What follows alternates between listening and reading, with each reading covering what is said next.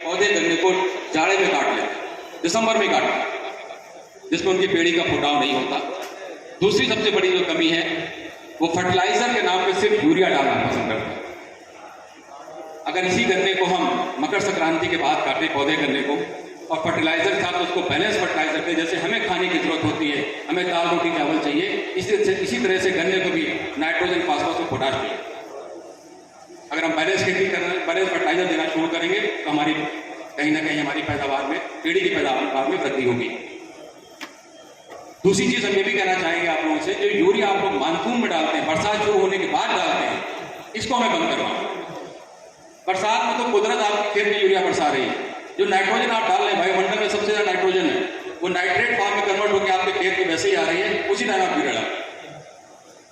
उस time urea गन्ने में डालने की आवश्यकता नहीं है। वो गन्ने में कीड़े का प्रकोप बढ़ाएगी और उसकी लीचिंग से नुकसान ज्यादा होगा, आपको फायदा नहीं होगा। तो जितनी यूरिया की डोज आपको डालनी है मानसून से पहले, अगर आपको पेड़ी में अच्छी पैदावार लेनी है। दूसरी बात मुझे करनी है कि हम लोग बराबर बात करते हैं कि किसान की इनकम दुगनी होनी चाहिए। डबल इनकम कैसे होगी? सिर्फ पैदावार बढ़ाने से नहीं होगी, खर्चों को कम करने से पैदा इनकम। तो आप लोग अपने खर्चों को भी कम करिए।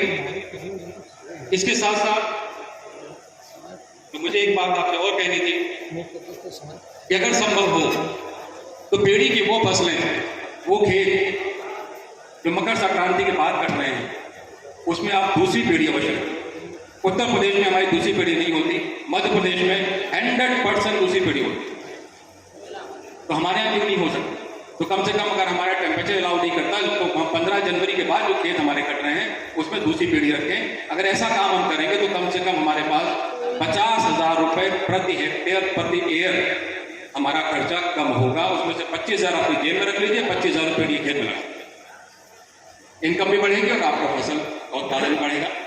इसके साथ मैं आपको ये बताना चाहूंगा कि हमारा डालमिया ग्रुप हम साप्ताहिक भुगतान करते हैं।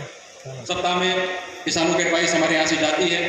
मेरा ये मानना है कि अगर किसान और चीनी मिल दोनों की सेहत ठीक रहेगी तो प्रदेश भी आगे बढ़ेगा, हमारे गांव भी आगे बढ़ेंगे, हम भी आगे बढ़ेंगे और विभाग का हमें इसमें पूरा सहयोग मिलेगा। और हम अपने माननीय प्रधानमंत्री जी की और माननीय मुख्यमंत्री जी की जो मंशा है, जो उनके लक्ष्य हैं, उसकी हम पूर्ति कर सकते। क्योंकि हम आप सिर्फ एक दूसरे के पूरक और पोषक नहीं है, कैसे हमारा आपका रिश्ता चीनी मिल और किसान का रिश्ता इस तरह से है, अगर एक हेल्दी है दूसरा अपने आप हो जाए।